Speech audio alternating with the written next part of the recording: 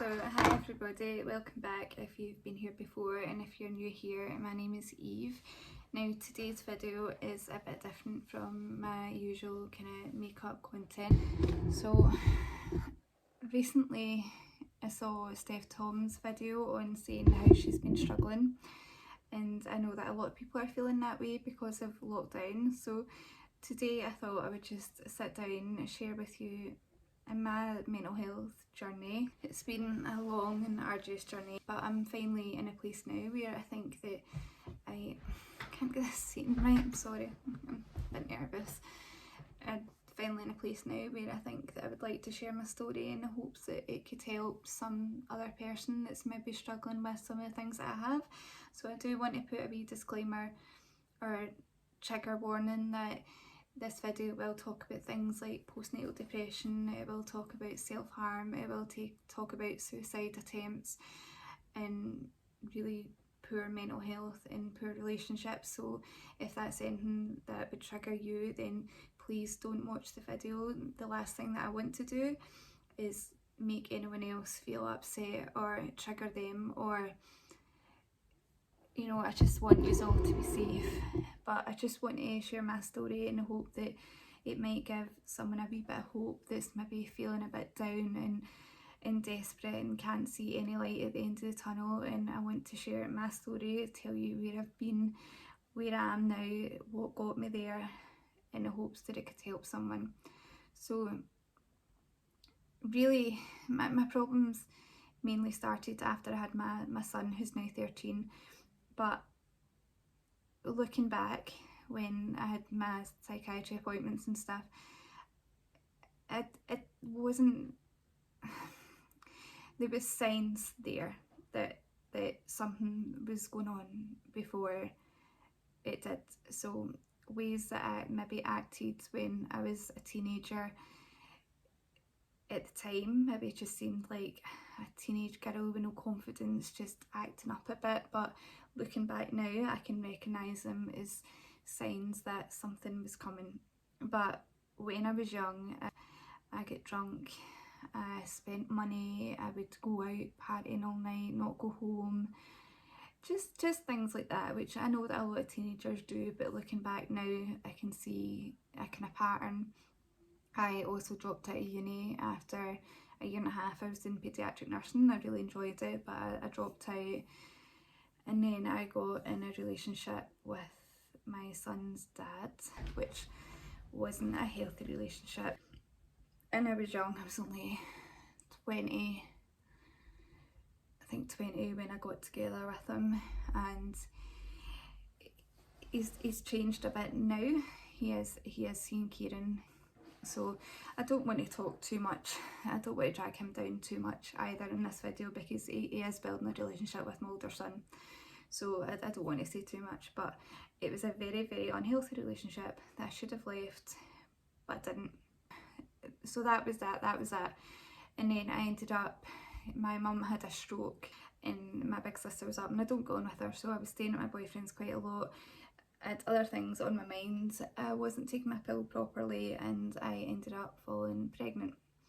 Now I had a bleed at 6 weeks, so I had a scan really early on, and I knew that I wanted to keep the baby. It was a horrible time being pregnant. And then after having Kieran, he wanted to make a go of things, you know, like so I ended up having a falling out with my mum and dad and leaving home and getting my own place. And my son's dad came with me to this new place and didn't help. He just didn't help. He was going out and just wasn't the support that I needed him to be when I was a young mum. So I started getting really, really down. I was miserable. I wasn't happy. But I just thought, oh, look, I'm a new mum. Do you know what I mean? Like that's just the way it is. Like that's normal. And we did like questionnaires with the health visitor, and like she said to me, "You've got postnatal depression," and I thought, oh, no, I can't have. Do you know what I mean? Like I'm just tired. Like I'm a mum to this little baby and on my own, and like I didn't really believe it. And then it was one day when his dad was out and hadn't came home, and I don't know what made me, well, I do. When I was younger, I used to scratch my arm until it bled when I was maybe in primary school, and I've always been a skin picker for the pain of it, so I have got a bit of a history of self-harm. But there was one day and I just couldn't take any more, and I just thought, what can I do to make myself feel better? And I self-harmed, and that was the start of a long journey. So from there it kind of went on, and I wasn't seeing psychiatry or anything at this point. It was just the doctor, and they'd put me on antidepressants. And one day I just had enough. I just had enough, and I was at the shop with my friend, and while she wasn't looking, I bought some medicine. And when I got home, I took the medicine. Before that, I made sure that I packed up a bag for my child. I made sure the travel cot was in the hall. Now, I didn't know, like, the drugs take a while to work, so I messaged my friend and says, can you come and get Kieran in like 20 minutes? And of course she was saying, like, why? And I'm like, I just need you to. So she knew there was something going on. So she came to my house, and when she realised what I'd done, she bundled me into the car and drove me up to the hospital. At that point I wasn't feeling that ill, but within a couple of hours I was being sick, and I had the blood test and stuff, and luckily I was alright. I hadn't taken enough to really damage myself, but they wanted to take me into the mental health ward to assess me, to see what was going on and to keep me safe so that I wouldn't do anything like that again. And the psychiatrist there that I met, so she said to me, listen Eve, there's this unit in Glasgow where you can go and you can take your baby in, because I think it's important that you're with the baby, because when you've got postnatal depression, the time away from the baby is actually worse for you sometimes. So we've got this unit, so you can go over there. I got a taxi with a nurse over to the hospital in Glasgow, and then my lovely friends had brought my son and my mum up, and I got there first, and I can just remember when they said to me that they were there, that my friend, my mum and my son were here. I can just remember, like, nearly collapsing in tears. Like, I just did not want this baby to be there. I just didn't. I didn't want him. I didn't want him there. I just couldn't cope. I just couldn't cope with him. So ended up, the nurses were so nice, and there was a nursery nurse that would take the baby when you can cope, and I was in there 4 weeks I think, and I was getting out at the weekends and stuff, but I wasn't spending time with my son. I was putting him down at mum and dad's, and I was going out partying. But when it was time to get discharged, the hospital nurses had phoned the social work because they noticed that I didn't have a lot of interaction with my son. Like, his physical needs were taken care of. I never left him dirty, I never left him hungry. Like, his physical needs were taken care of, but I just could not interact with him. I didn't know how to talk to him. I didn't know how to show my affection. So social work got involved. He was placed with my mum and dad's, and it was a gradual process to getting him back. So I could always go down to mum and dad's to see him. They weren't ever afraid that I was going to hurt him. They knew that. They never once were concerned. It was more for his emotional well-being. So I was getting visits, like supervised visits and unsupervised visits and overnights, and it kind of gradually built up from there. So I met my... It's hard to remember, because a lot of this time has been kind of blocked out. So there was another suicide attempt, and I had met a boy and was going out with him, and everything was going well. And quite often when you've got depression, when everything goes well is when you kind of freak out. And there was a suicide attempt, and that time I ended up in intensive care for 2 nights. Got out back to the mental health ward.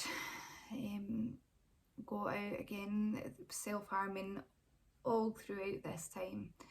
Anything would be a reason for me to self-harm. If someone looked at me funny in the shop, I would self-harm. If I was upset about something, I would self-harm. It was constant. I was up and down A&E all the time to get stitches and stuff put in. It was constant. So fast forward a wee while until I met my husband. I'm trying to remember time frames. So I met my husband, and then I think it was after 2 years we moved in together. After a year or 2 years, I really should know this, but my brain's just not working. We moved in together and things were going well. So of course, when things are going well for me, sometimes I don't like it, and I started really struggling, really struggling, really down, just couldn't get any motivation, was just crying all the time, just didn't want to be here anymore. I had a psychiatry appointment coming up, so I thought, right, she'll make me better, and I put all my hopes on this appointment, her making me better. She's got to have the answers, and I'd been having it all through all kind of therapies and stuff, but I'll talk about that in a wee bit. I just want to get this kind of long part out of the way. So I went to my appointment, and to me, the psychiatrist was maybe having an off day. The appointment didn't help. I left the appointment feeling worse than I did when I went in. So prior to this, I had been researching what drugs to take, what drugs would be the most dangerous. So I got home from the appointment and I just thought, she can't fix me, what's the point? What's the point? I'm never going to get better. And I took a lot of the medication. I'm not going to mention what it was or how much I took, but I took a lot, knowing I took what I had researched to be one of the more kind of dangerous things I could easily get hold of. So I text my husband, I text my sister saying sorry. Again, I thought it would come on quicker. So my husband, and in my kind of delirious state, I thought, my husband's at work, like he can't come home anyway, so like I can message him just now. So he came home, he phoned his mum, he phoned the ambulance, and I can remember getting to the hospital and remember going to the toilet, looking in the mirror thinking, God, I look awful. And then I can remember waking up in intensive care with my husband at my side. All these tubes and monitors and all sorts. I can remember my sister-in-law coming up and telling me what day it was, and I'd missed, like, I don't know, 3 or 4 days or whatever. I think I was in intensive care about a week all in because I had to be re-intubated because I couldn't breathe. But eventually I got out intensive care, then into the mental ward, and I got out on Christmas Eve. So I hadn't been able to buy my son any presents, so he would have been 4, 5 at this point. I don't know, maybe 4, I can't remember. And it got out for a couple of hours on one of the days, but I was so weak. I had cardiomyopathy. The drugs had affected my heart, so I was so weak. My heart was only functioning like less than 50%. It wasn't functioning anywhere near where it should have been. So when we got on Christmas Day and my son had to bring his presents through the room because I was too weak to get up, and he said to me, I think Santa got my presents muddled up this year. Which, as a mum,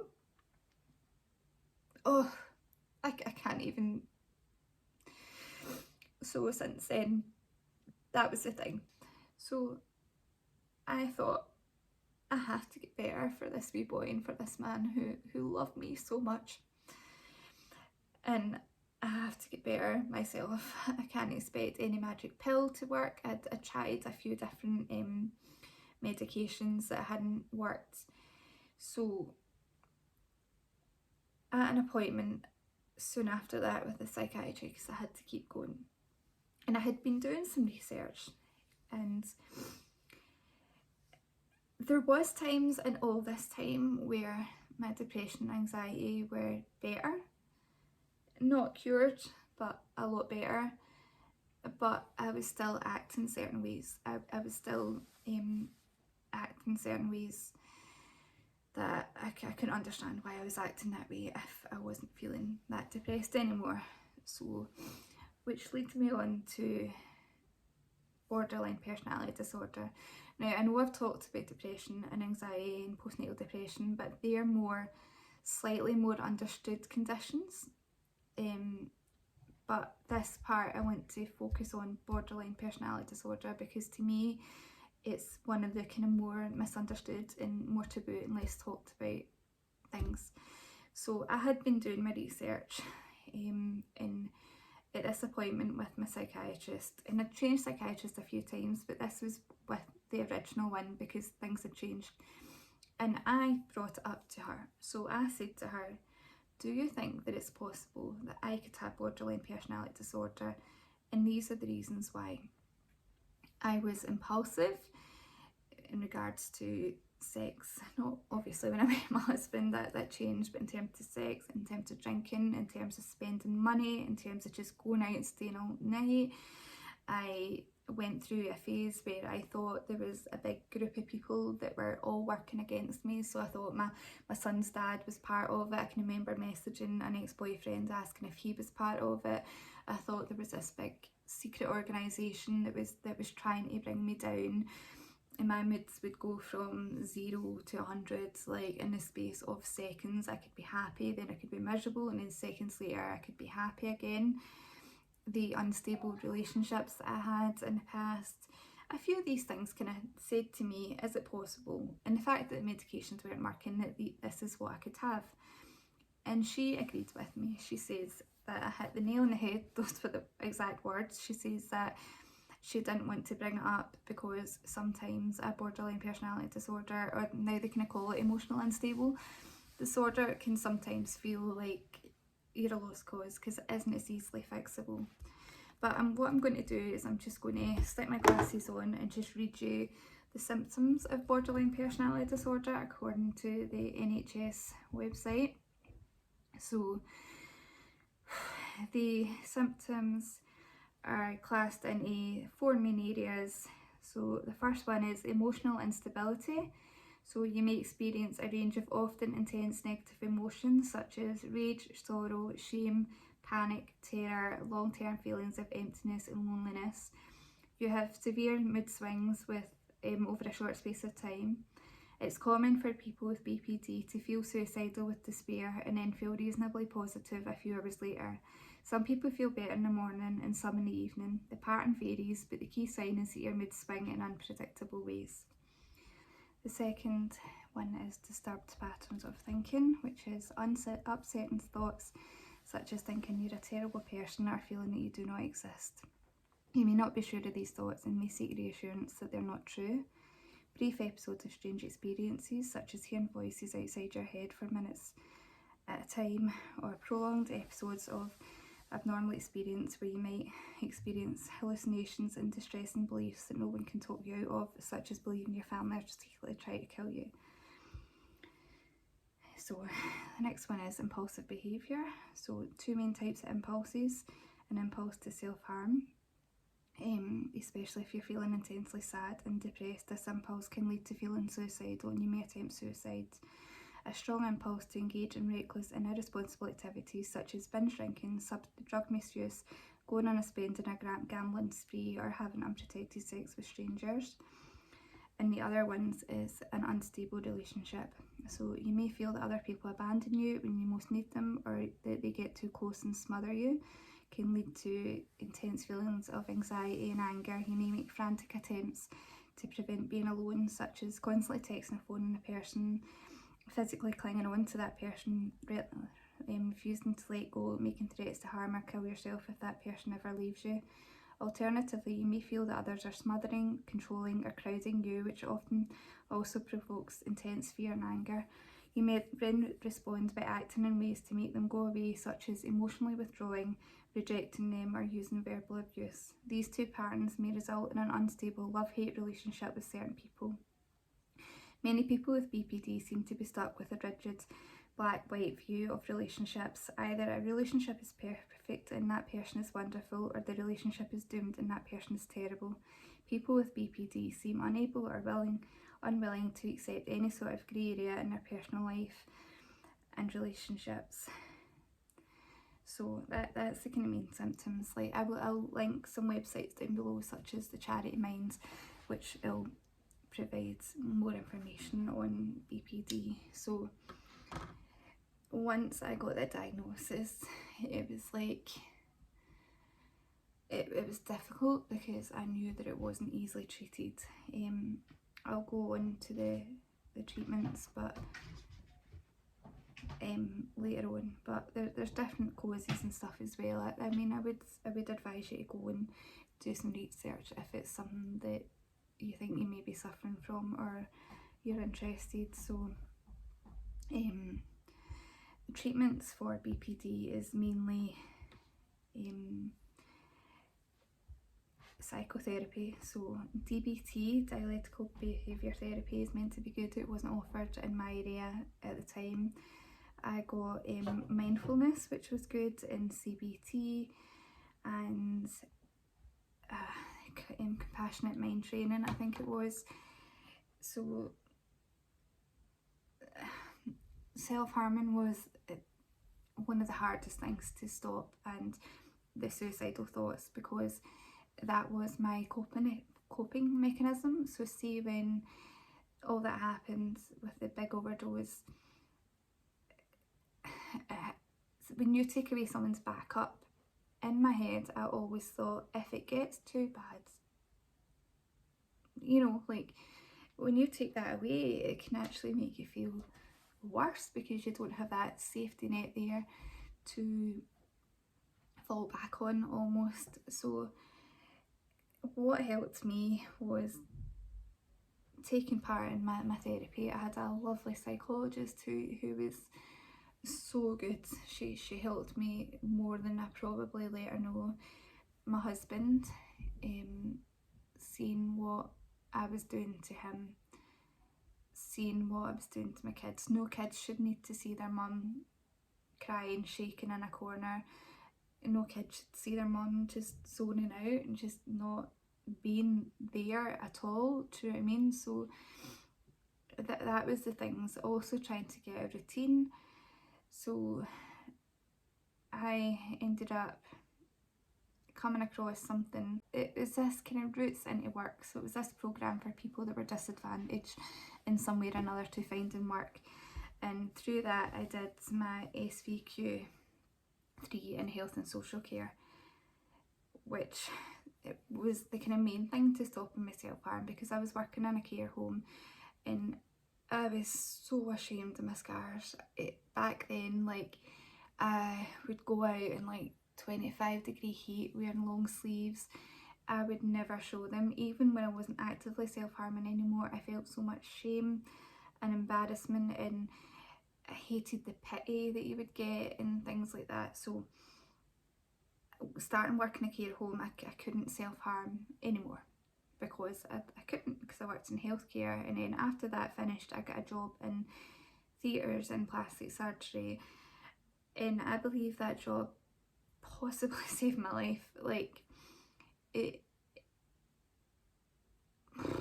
starting that job gave me a purpose. It gave me my passion. It gave me something that I wanted to believe in. It gave me something that I was good at. It was just a lifesaver. I couldn't self-harm because I was working in an operating theatre, and you don't want open cuts and stuff like that in an operating theatre.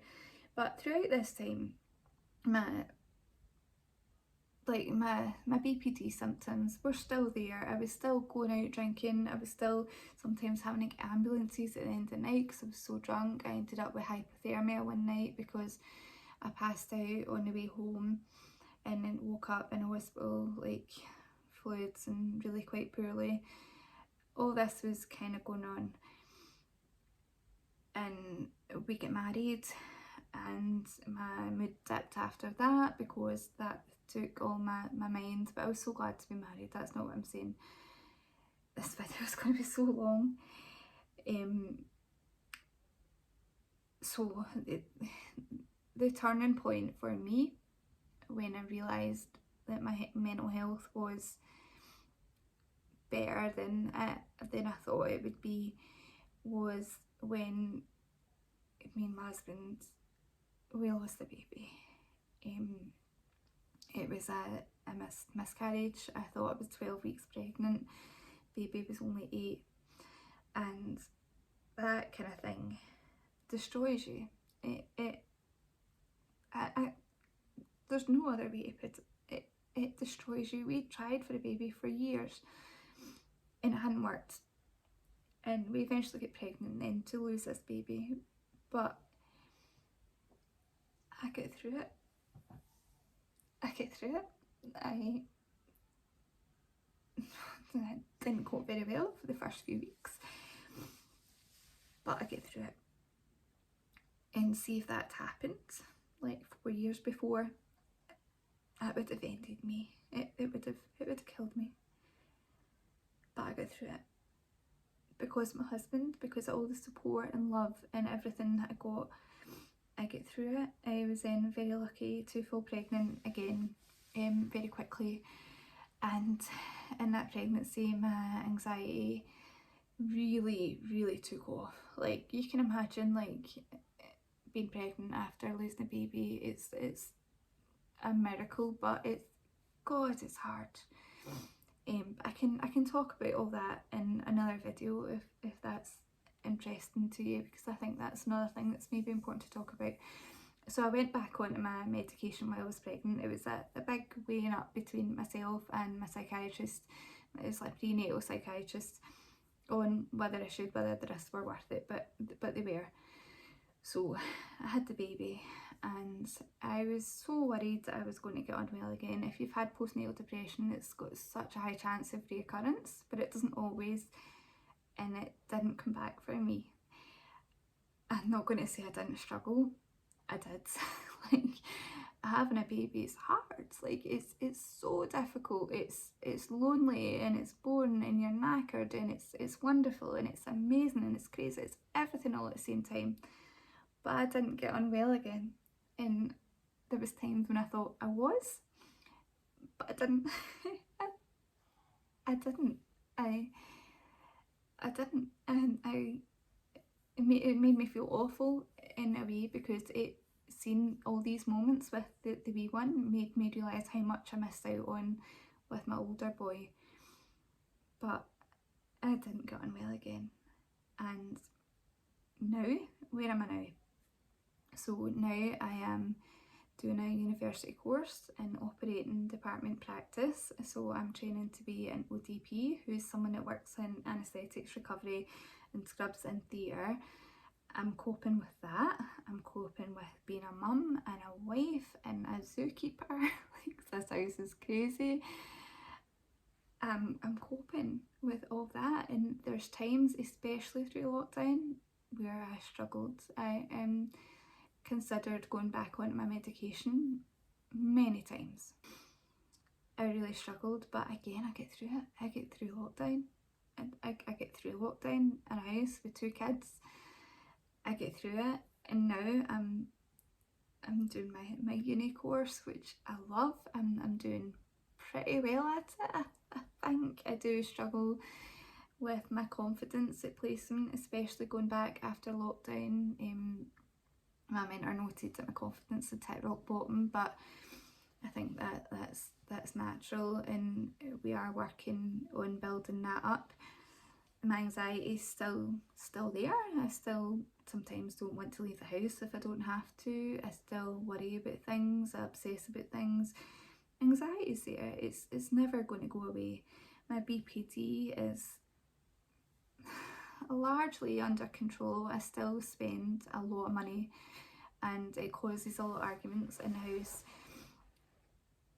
But I don't self-harm. I don't have suicidal thoughts. I don't make plans to do anything to myself. I control my moods a lot better. And the main thing I can put that down to is having a routine, having support, talk to people. Like, I know that you don't want to, and you think that you might be being a bother and you don't want to worry anyone. That was my biggest thing. I didn't want to talk to anyone about how I was feeling because I didn't want them to worry. I didn't want to scare them. But talk to people. Go to your GP. Your GP is your first stop, usually for mental health services. Go to your GP. Say how you're feeling. They'll either manage you themselves or they can refer you on to the mental health team. I had an occupational therapist at one point who took me out to cafes and stuff and sat with me and looked after me and made me feel safe. I had a psychologist who was amazing. I had the psychiatry. I had a lot of involvement. I had my social worker was amazing. My health visitor was amazing. You need to make use of those teams, but don't expect them to cure you, because that's where I went wrong for so long. I wanted someone to cure me, but the work has to come from here. It has to come from you, and that's hard. It's hard to know that you're the one that's responsible for your own health, but you are. And as soon as you make that decision to fight, don't let it win.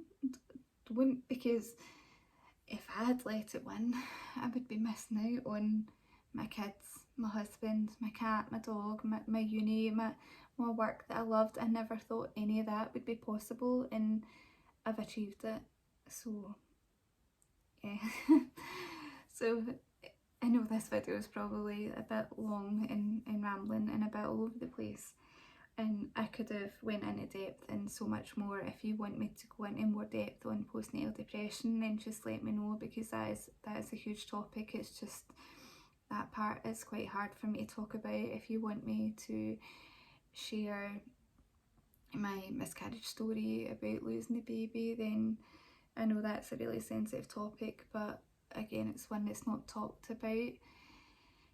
So yeah, that's the video. I'm not even going to ask you to like the video or subscribe, because I know this video is, I'm not putting this video out there to get hundreds of likes or to get subscribers. I just think if I can't use what I went through to help someone, even if it's one person, then what was it for? What was it for? So, and again, sorry if there's like, if it chops about a bit. I probably will edit quite a lot of this out, because I think I've been talking for about an hour. So that's it. So like I say, the most important thing is reach out for help, talk to someone, ask a friend for some help. Like, just reach out and talk. You're not alone, and don't suffer on your own. Bye.